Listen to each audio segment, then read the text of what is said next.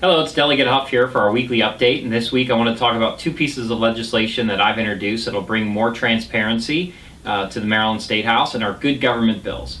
The first bill, I call it Let the People See legislation, and basically right now the bill would call for any time that we vote in the Maryland House or the Maryland Senate vote, and that would include on the House floor or in committee, that all sessions would be recorded on camera. So much like you have C-SPAN, the same thing would apply here, that you could go online and you could watch how we vote. I think this is a common sense piece of legislation.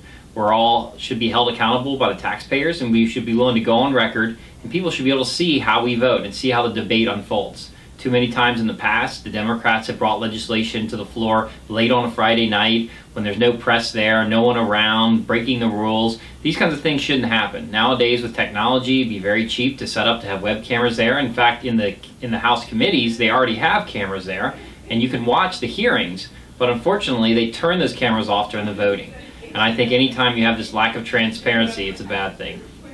The second piece of legislation I'm introducing would be a lobbying reform legislation. So in Annapolis right now, unfortunately, you have a revolving door. People who are serving as state legislators, who are serving as high-level chiefs of staff to the Speaker or Senate President, and who are leaving. We have the shortest time period that you can leave office or leave as a staff person and become a lobbyist in the country. So we have, like I said, a revolving door between serving the public and then serving as a lobbyist. I think we need to increase the cooling off period.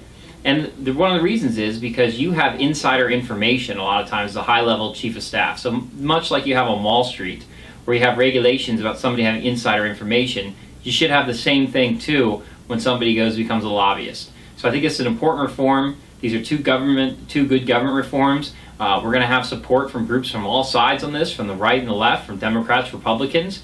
And I think these are much needed reforms to bring transparency to Annapolis. So until next week, have a great week.